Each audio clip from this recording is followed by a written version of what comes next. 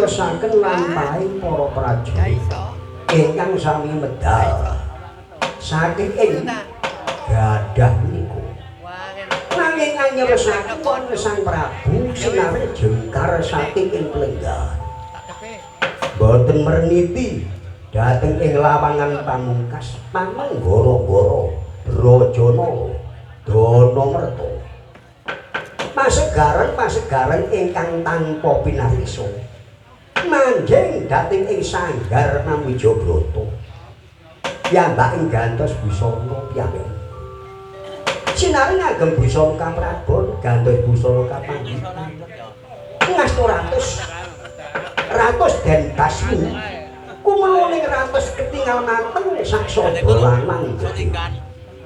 Muningane manteke ratus sanalika Sang Prabu Respada sendakep asta suku tunggal. Sendakep sarane makna asta tangan suku sikil tunggal kumpul pelat persasat kadodene manungsa ingkang mati ngadeg. Nanging mati sak jeroning urip ngempet baban hawa sanga ngeningna cipta dununge kira-kira nahan manah sampun ngantos kongsi kawedal dhateng ing satunggaling lesan. Menapa kowe kang den suwun Sang Prabu Respada enggal kasembatan panyuwun. Bayo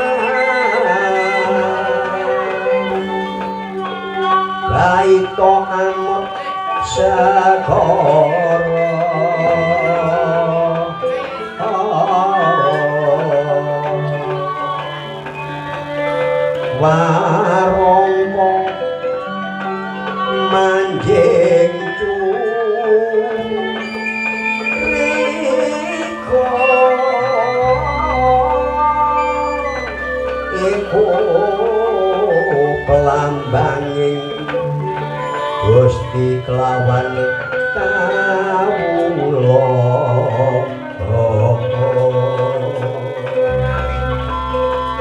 oleh ana guru kang sejati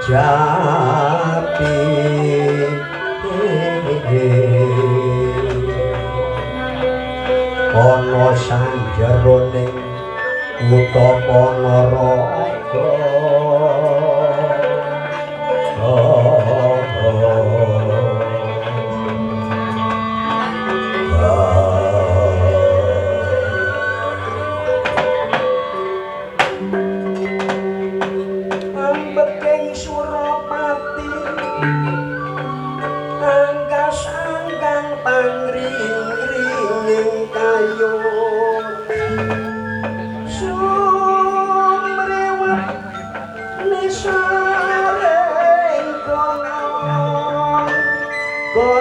Gampur segara beno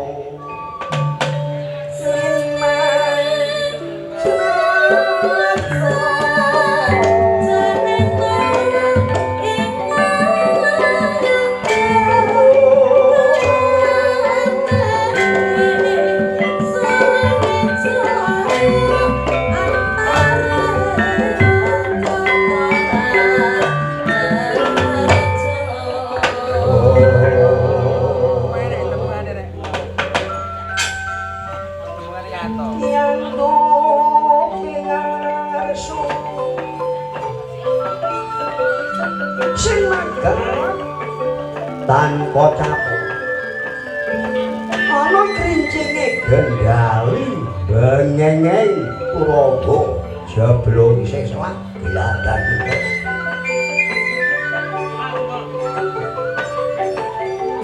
dasar para kawula cilik boten tau nate mabet gondo cendhung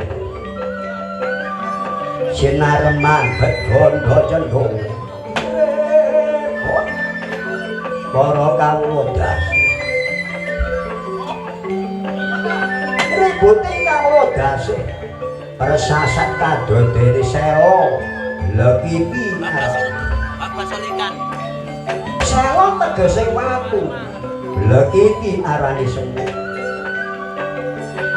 persasat kadodene semut gramang ingkang metal saking ing selo selani seni golong-golong ulon golong-golong nangetan ana bendara upaya kawula ana kawula upaya bandara sodo sosok napa watu sinten to ingkang anjok saking ing Siti Bentar tumanggung kadherekaken rekono patih Gentayasa nanging boten anyarosaken wonten ing prajurit Giling Wesi anyarosaken wonten alun-alun kraton Giling Wesi wau to sampun katyaryosaken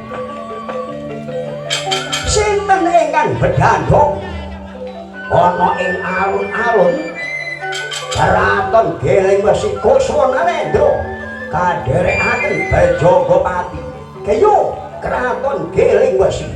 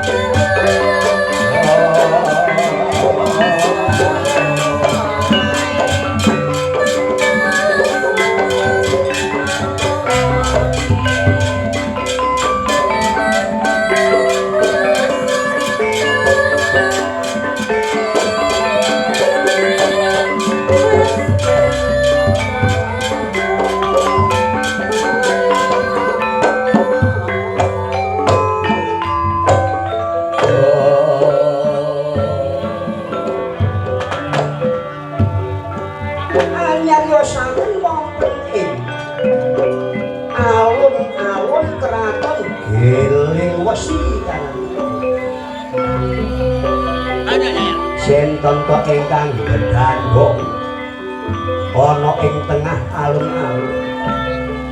Wau to sampun kacariyosan. Saking ing kraton Jurjanapura. Putra-putrane Sang Prabu Berjanggolama. Ingkang pembayun tegese ingkang pembarep. Asmane Raden Kuswanalendra asmane niku. Dene ingkang rali Berjanggapati asmane niku.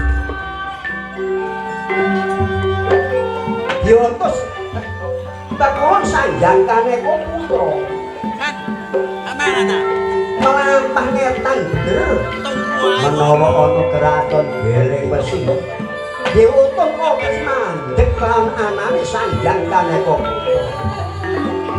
Kebeneran. Dinten menika wonten keraton Geleng Wesi. Mila piyambak menika kepengin sanget jumeneng ratu wonten ing kraton Geleng Wesi. Duh Kakang. Kakang Kuswanalendra. Iya adi ana apa iki? Lah iki kok kados-kados mboten.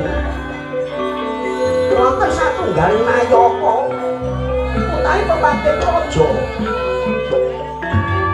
Terus Jarwani sedya maringaken basa ing kraton. Yen kaya ngono dhewe ayo dhewe. Anti sautara wadi.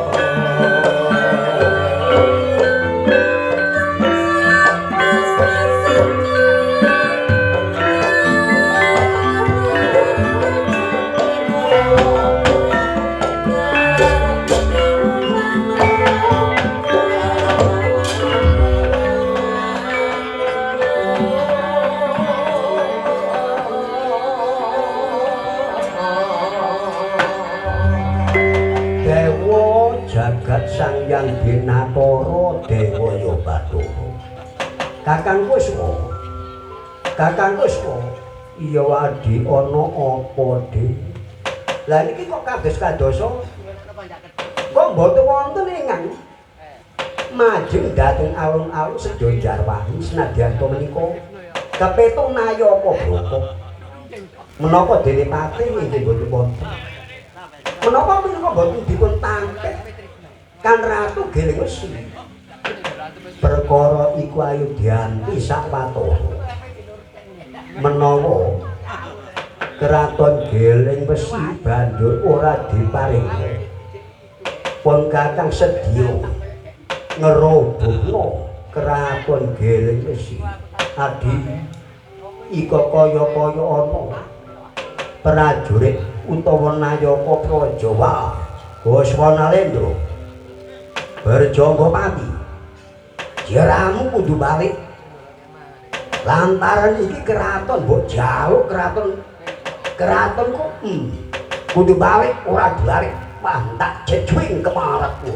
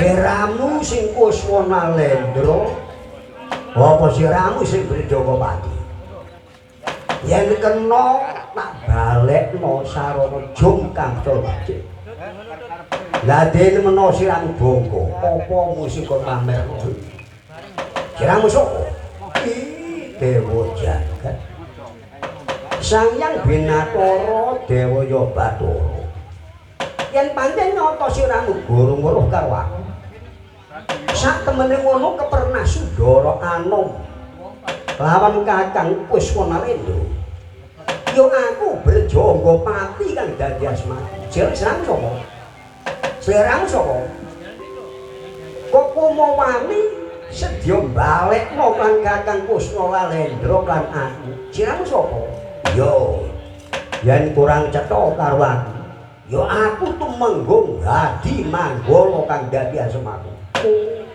pangkatmu wong tumenggung lho lah sing mburi sapa yo siramu ren kurang weruh karo aku yo aku tumenggung Hadi Waloya kang dadi asmaku tumenggung pisan ngene yo tumenggung yo aja tancak siramu tumenggung patihmu kon maju aku ora bakal mundur sejangkah yen perlu ratumu kokon maju tak suwek-suwek wanda wonten ora diparingno negara iki geleng wis ya iki dina bakal tak gempur kraton geleng wis dialah iki dina tak cancang otot tak mapoki balung tak buntel kulit kraton geleng wis waton iso nyempal baune Hadi Manggala keturutan mah karena tak cecwing ke maharatku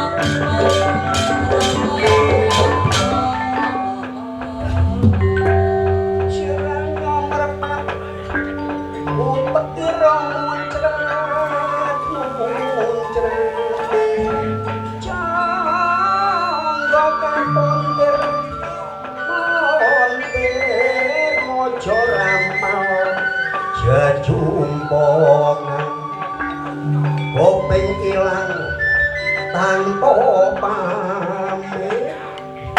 Aduh, kurang ajar. Berjonggo pati, ndak pandeng gedemu mung sak mrica jinumpuk. Dagang jagur piring aku. Kaya sak kujur kok griging kabeh aduh kok loro rek. Iya aduh kok. Oh onco. Tak sepet mo tambi wino breduk wandamu kepala.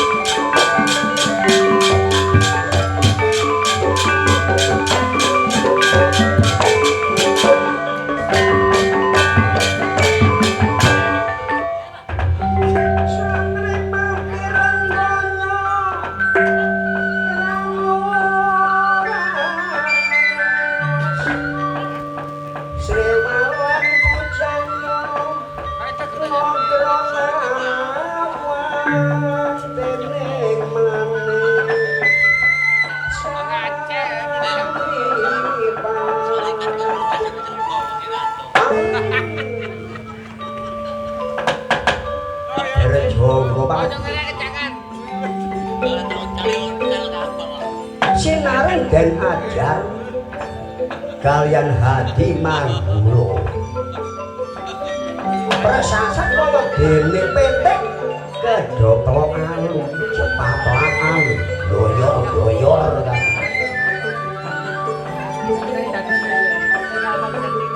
dan ki Patarata ana ing Buntala ngadeg nyet sanalika Brejangga Pati ngadege Brejangga Pati sendhakep asta suku tunggal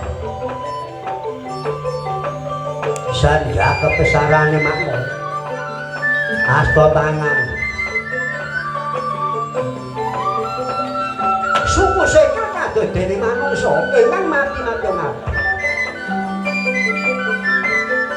Brejangga Pati boten tiyang ngempet hawa amarah gobek manimo gobek maringan eling jamane palong kenyong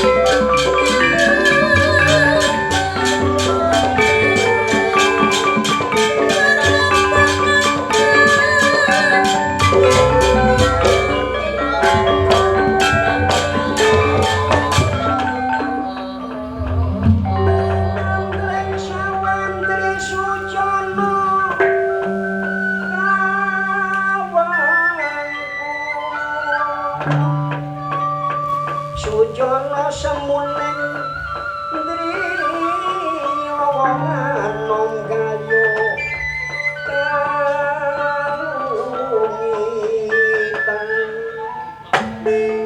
oh iya oh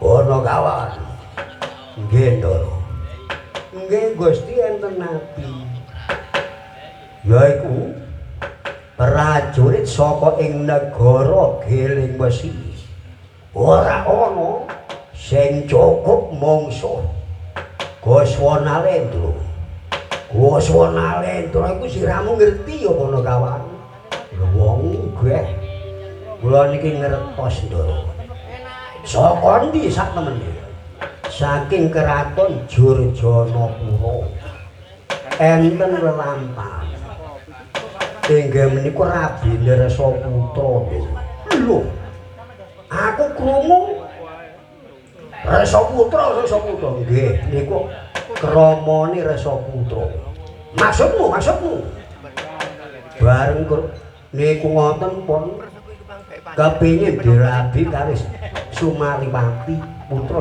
saking keraton mbok crita niku duk niku semanten lajeng piyambak niku nyandang goroh gugu sak karepe dhewe dong-dongane dong sing dusta mboten dosa walikrama nanging mboten didusta piyambak niku lho jarene sing nyolong iku dosa walikrama nggih tapi didingitno dong-dongane dong ingkang nemokaken nggih Resi Began Bagaspati nggih Resaputra ana ndi nggih wonten guwa Kara Wangunan duk Gus Mas lajeng piyambake goro saking goroe ngantos piyambak nika kerawan pekulun Sanjangkaneka putra dipun utus ngelakoni melampah ngetan bener menawi sampun menanggih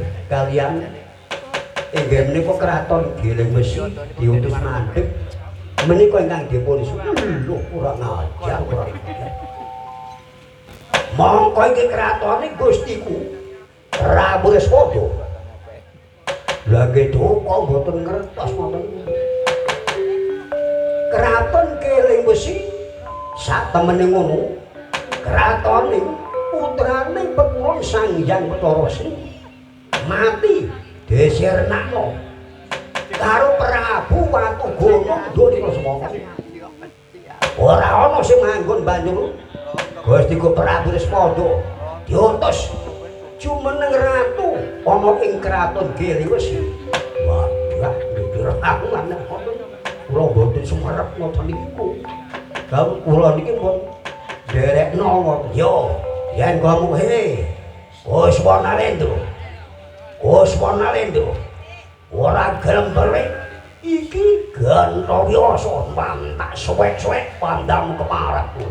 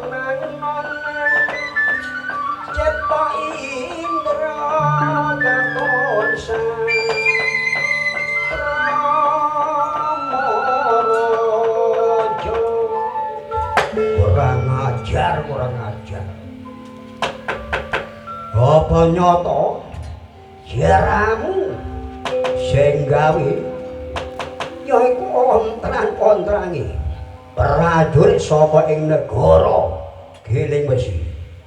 Apa jaramu Kuswanalendra? Iya, yen pancen aku Kuswanalendra balik siramu sapa? Wah, iya. Yen pancen nyata siramu golong-weruh karo aku. Ya aku babating praja ana ing kraton Giling Besi. Ya aku Gentawyasa kang dadi asmaku. Ngene ya Gentawyasa. Matura kelawan Gustimu Prabu Respada. Iki dina tak royok rusa. Rebut wani kraton Giling Besi. Wanton siramu maringna bakal slamet. Dene menawa Gustimu Prabu Respada ora maringna aku kang bakal nigas jaga segeng para prajurit tak babati kaya babat mati. Wah kemarat Kuswanalendra wani lan Gentawyasa tak dodok dadamu mungker batangmu kemaratku blodor wadukmu kemaratku.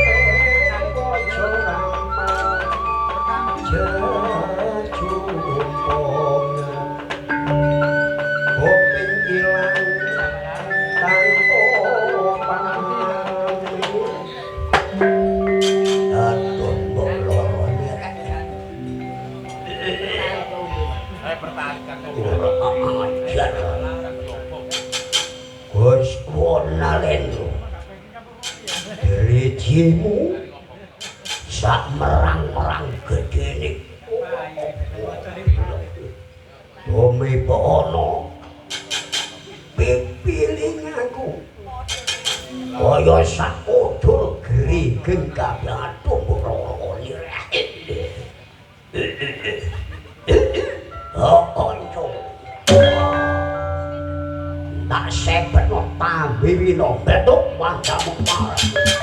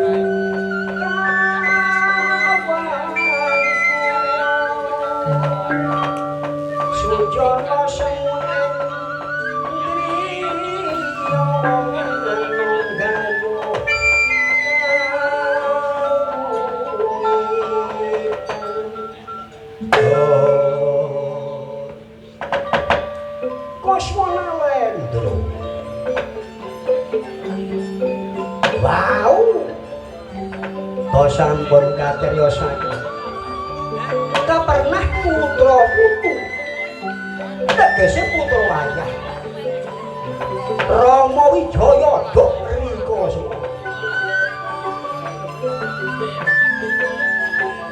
mirate sing manungsa rembese madu wis ana banget kalian Purwa Daksina. Purwa tegese kawitan. Daksina arane pungkasan. Waswanalendra andhar bengi aji asta raja mintuka asmati. Raja menika ratu, mintuka menika raju. Prasasat kaya Dewi Sewu iso dados satunggal. Ingkang dumunung ana ing driji manis sinareng den rapal. Driji manis ketingal nyemomong sakemiri jendol gedhe. Dan pasut-pasut kalian Puswanalendra sinareng ketingal nyemomong sakemiri jendol mandeng lan patih Gantowasa katon saprica jinuput jan ajagung luluh tanpa doya.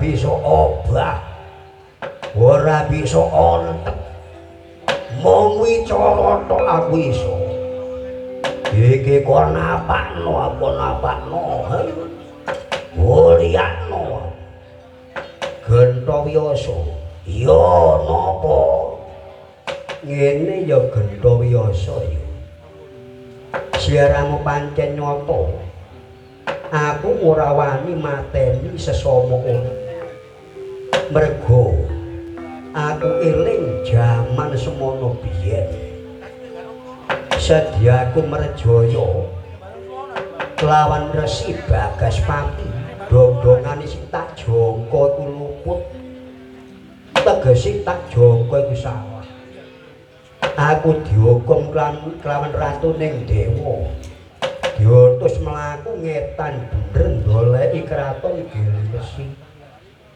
Lah mula bukan siramu tak paringi urip matura klan Prabu Respada besliting kraton paringa klan Puswanalendra. Lah dene menawa Gustimu Prabu Respada ana mbeguguk mutuwaton bondang sing tanpa serapan. Apa kepingin tak rangket kananing Gusti? Wah, ya wis ya aku kalah. Tapi aku iku ora bisa obah, ora bisa obah. Bisane aku bisa jumangkah kaya apa? Ya asal usmu dadi waras Bali Mulya Jati Wingi. Mandi basane Mulya Jati Wingi muni bae.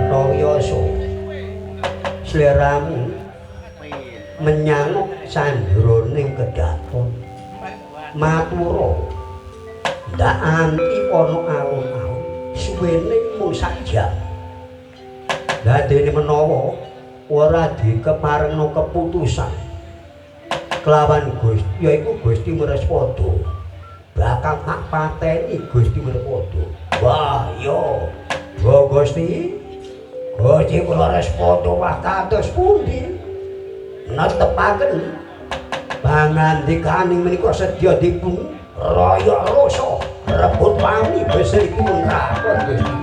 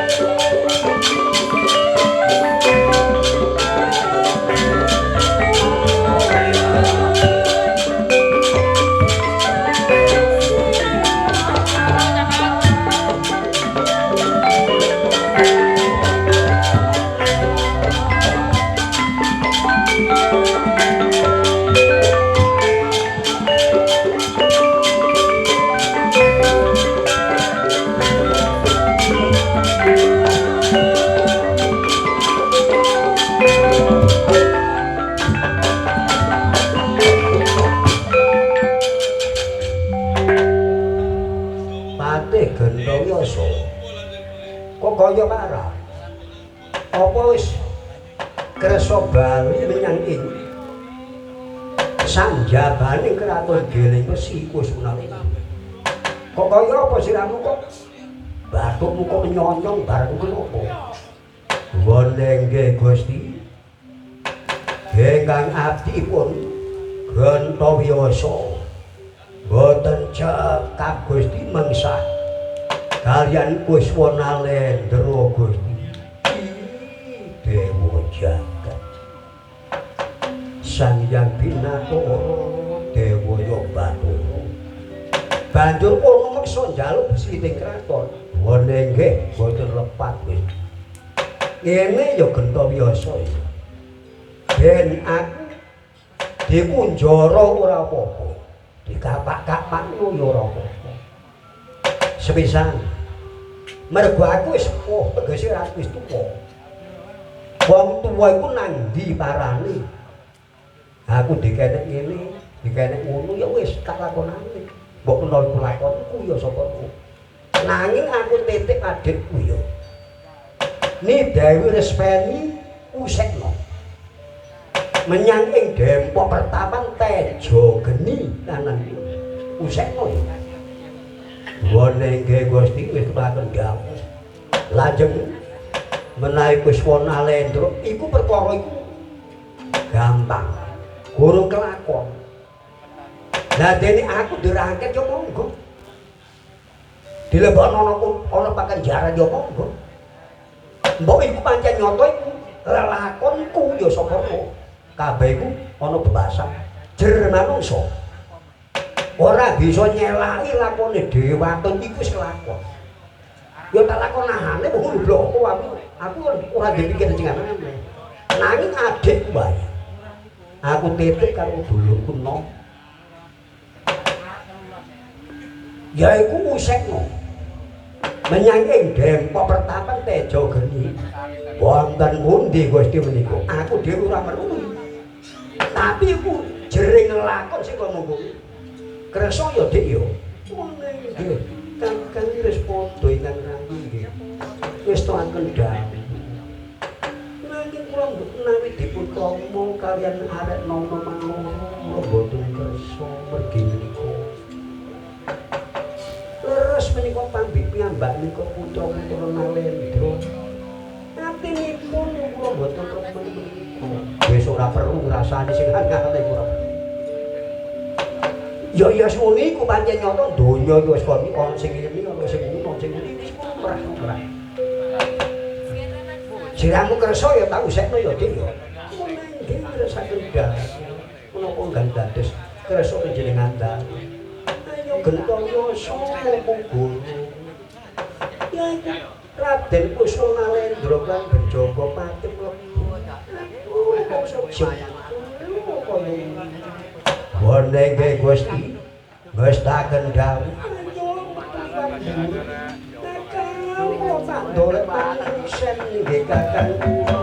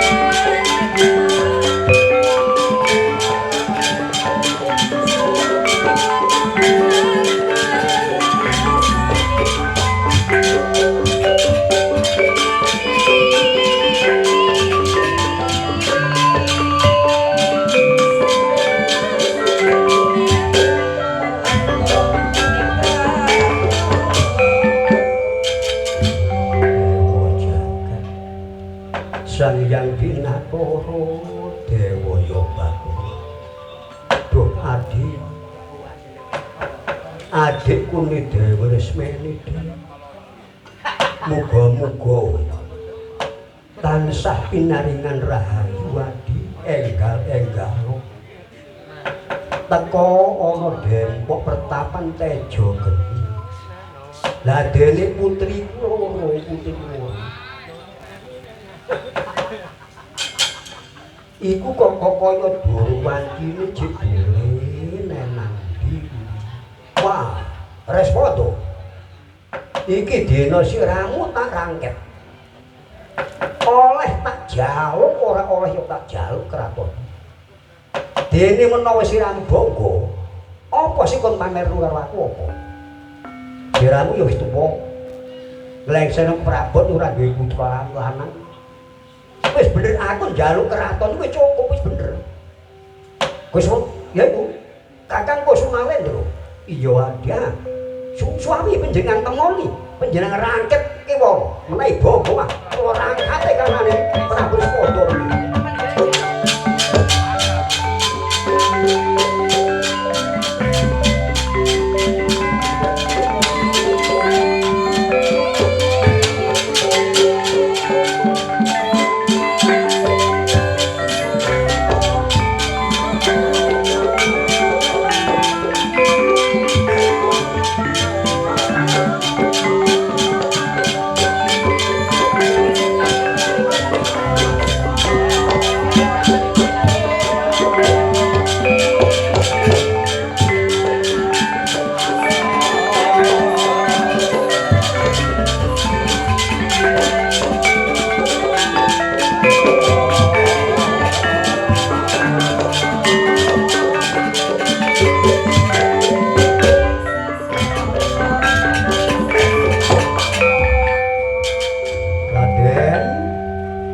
Raden Kuswa, menawa siramu mbok raket aku monggo mbok ateni yo monggo.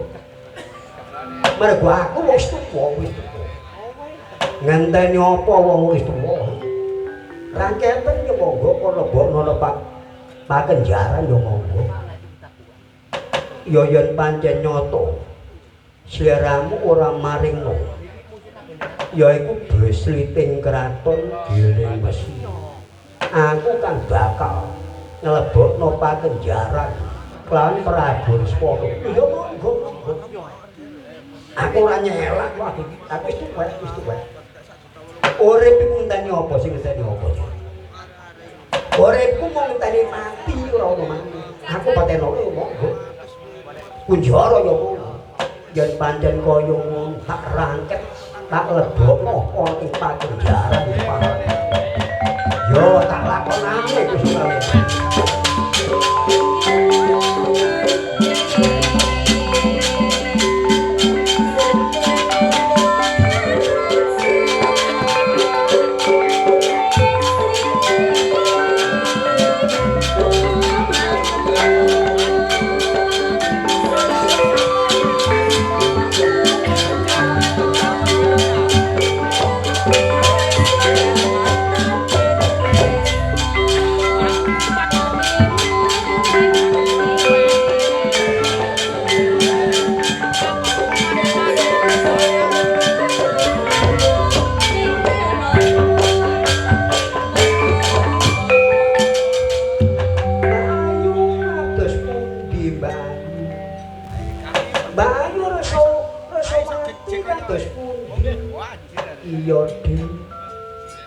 Yayi rasa mulang kaya apa Kanjeng Rama sedya diperjaya adi lawan Kuswanalendra di mula kula menika boten sekerto kandidan boten saged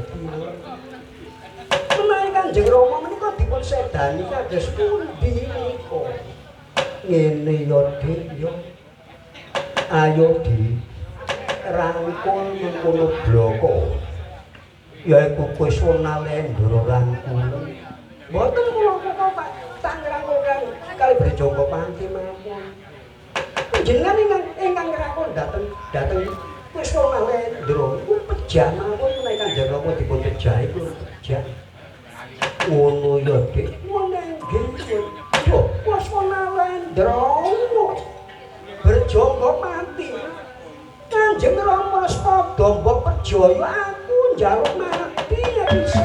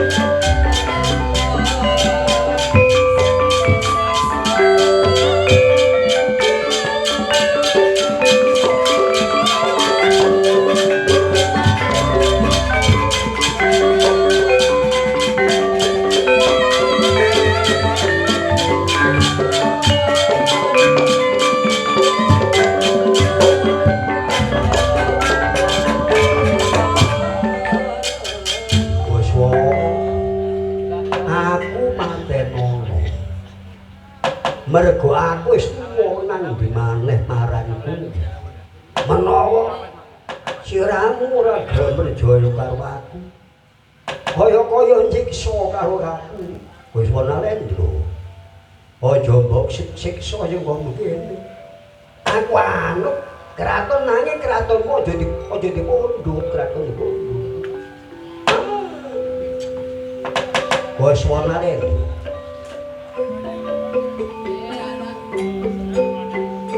Sadya merjaya kalian Sang Prabu Reswana.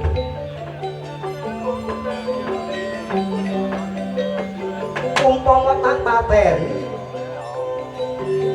aku dadi ratu kaya dene wong serakah ya. Ora condong menawa aku putra wayahe Kanjeng Eyang Rama Wijaya. Sanalika boten kengan wase yang amung tuwa kresane yak wasesa tunggal Dewi Reswati lan Dewi Reswulan melajeng tawang tangan tangis nyuwun sedo Kuswana Lendra manten ana Kuswana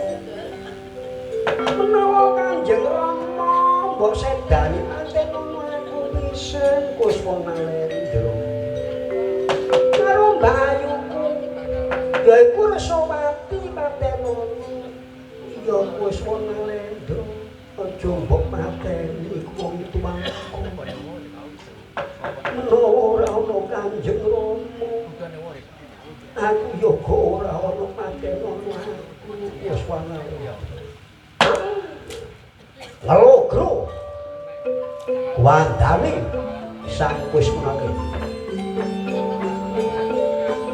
supe menawi sang Respada menika mengsah teges musuh muningani putri rong perkara Reswati kaliyan Reswulan ayu Pak ewen jamane Sumaliwati dok rika semono sanalika pantenaning Raden Kuswana Lendra nalagra tanpa daya mandhen dhateng putri saking ing kraton Giling Wesi Bayu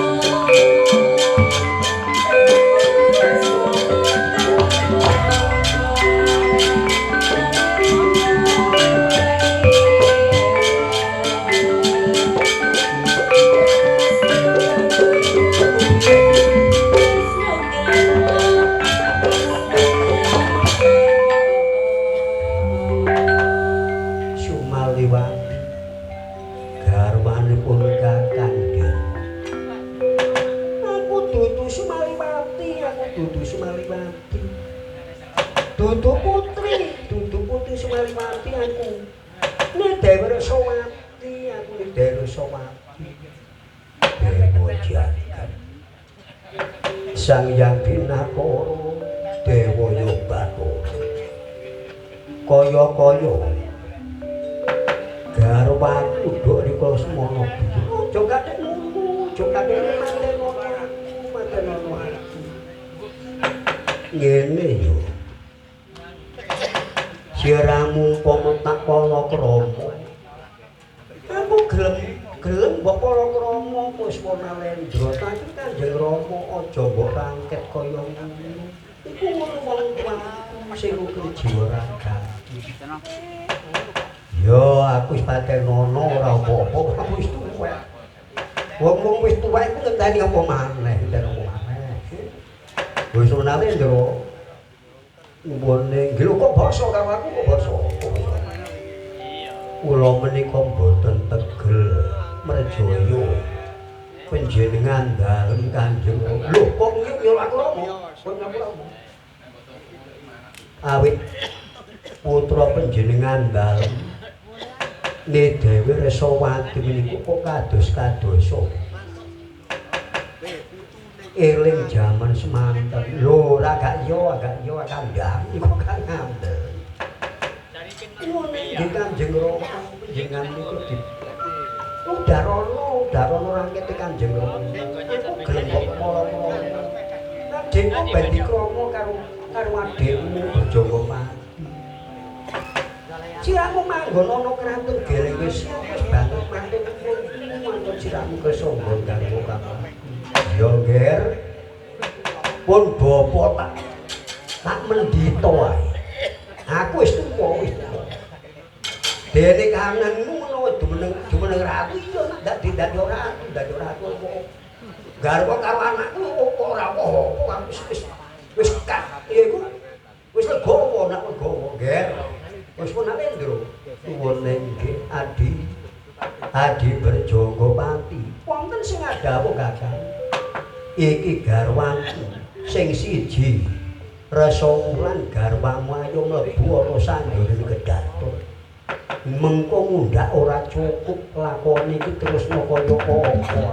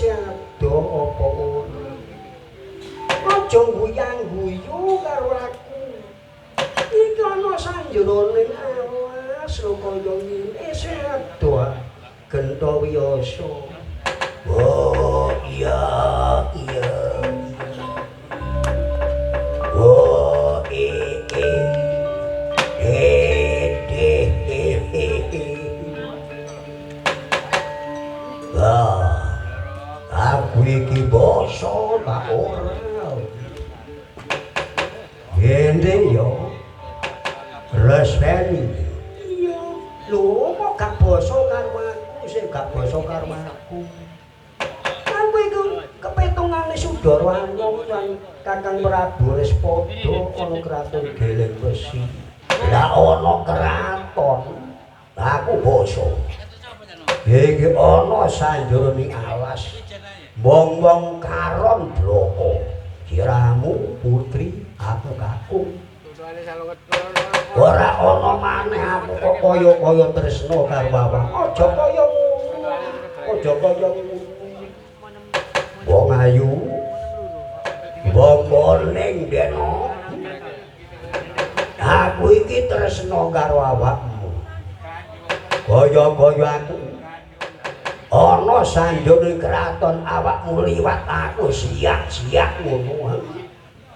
Wong ayu. Laden ana aku ya deno. Aja kaya ngono, Gentayasa aja kaya ngono.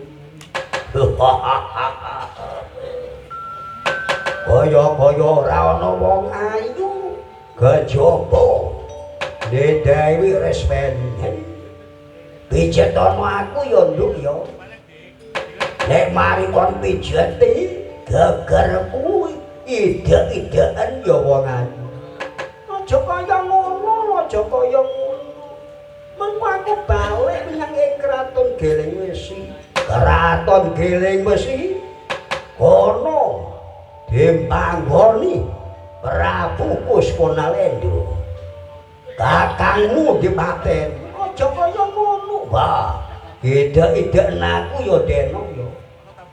Mendane santosane menawa aku mbok idak-idak sing kaya ngono. Yen wis mari kok idak-idak siramu tak lus-lus ngono. Siramu tak mek-mek.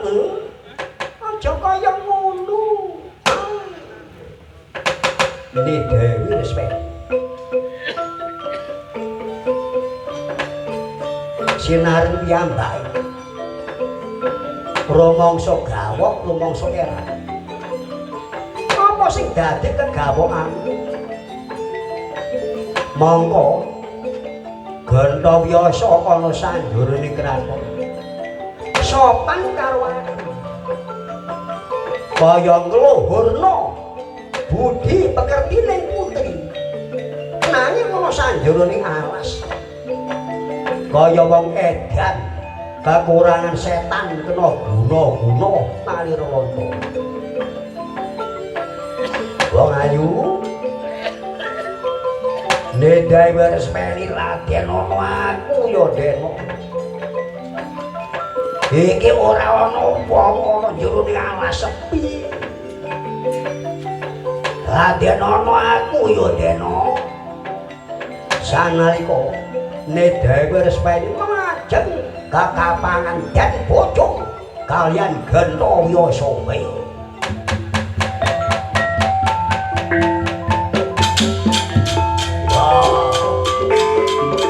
Ida-idaan ya wong ayu.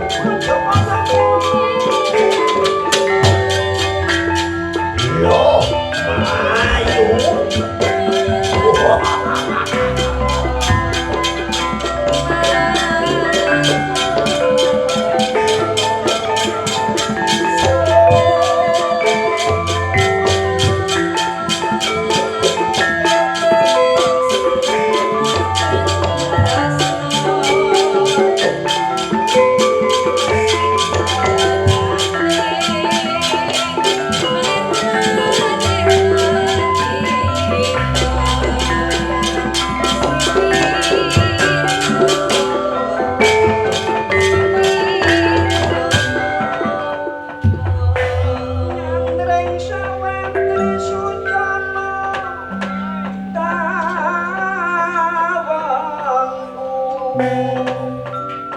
Sucana semuning driya wangenom gayu walonge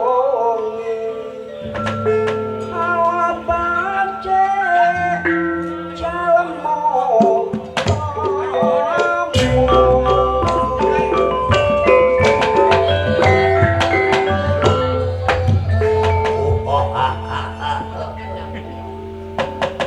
wa melayu nang diresmeni wong ditresnani wong kakung dadak melayu menyang ing lak-lakane naga tak bledit nganti kecandak mah tak bopong kahanan mudeno.